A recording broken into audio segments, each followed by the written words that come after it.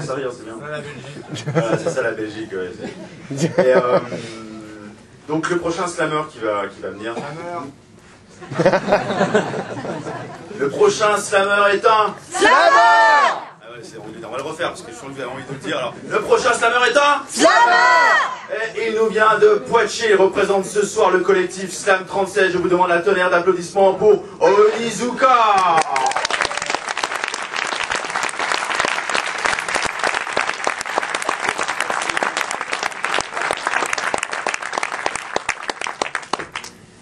Bonsoir. Bon, ben c'est la création de la Ligue Slam de France. On va faire un truc sur... Il y a plein de scènes dans plein de villes en France. On va faire un truc là-dessus. C'est interactif. Et la tribu du verbe, je vous teste un peu parce que vous ne saviez pas où était Poitiers. Alors je vous suis. Les villes urbaines, tu sais où c'est. Donc vous devez jouer un peu de temps en temps. Sur un bord...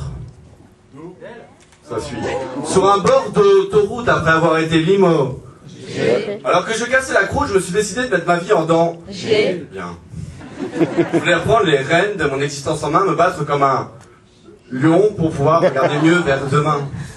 Avec l'aval de ma foi et de la conscience qui m'anime, pour la première fois depuis une cavale ancienne, j'ai décidé de vivre de mes rimes. Gap ou pas cap en quelque sorte, et qu'advienne ma destinée, je fis le pari qu'une fois passé la porte, je ne vivrai plus que pour l'inné. Alors je ne sais pas pourquoi, mais j'ai pris la route du sud, histoire de faire un tour pour voir mon ex en Provence. C'est une belle bourge cambrée, très douée, avec une belle paire de loches qui m'avait fait rencontrer la Providence un soir de Stras, ré dans un baloche. C'était la fille d'un pingre noble, ancien béquet, un kéké se vantant de maîtriser à merveille le Rodez Antilles ainsi que le passe doblé. On s'adorait, car elle adorait se faire bâillonner par des mecs aux poches remplies de monnaie, des lords d'Angleterre, en somme des seigneurs de château. Non. Elle n'aimait pas les moules, hein. Comme l'autre, on adorait Béziers de 3 à 7, les jours de canicule, jusqu'à s'en faire péter les rots. Voilà.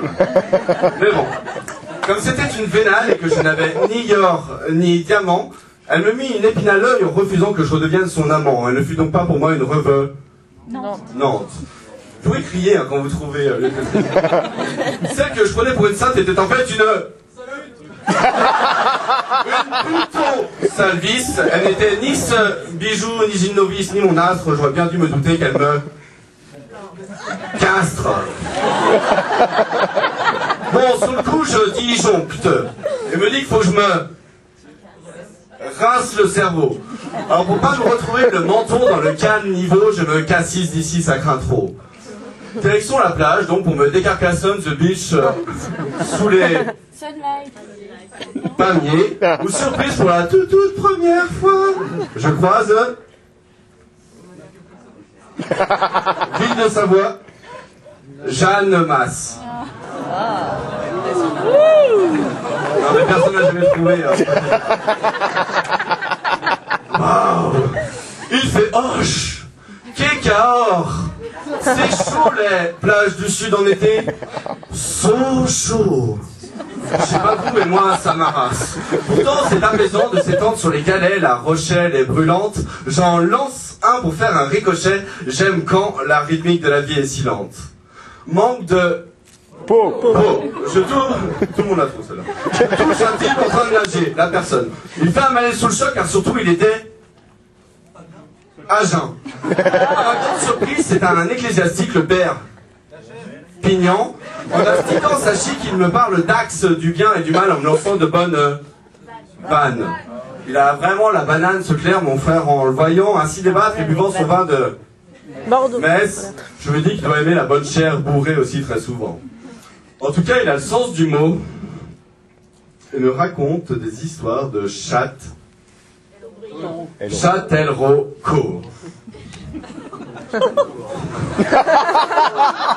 Je l'invite très vite donc au resto au Rouen.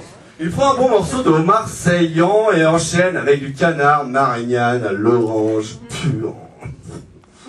Tout le long du repas, nous devisons sur le guerrier épais de Tolstoï et sur l'existence de Dieu. Non, Si, non, si, non, non. En voyant son insistance vers l'Orient, je me dis que je songe que je manque de mon œil et je devrais lui faire mes adieux. Et là, il boit son verre. Il boit son verre d'un coup. Personne n'avait jamais trouvé ça. Bravo. D'un coup. Et aussi sec me frappe d'un gros coup. Vexé par mon agnostisme, il m'a enlevé sur l'île de son monastère sans que j'y prête attention. Il ne fait pas les choses à... Me voilà victime de ségrégation et je ne lui fais même pas pitié. La morale de cette farandole de fable de fou, je finis par me faire flouze. Tout lose.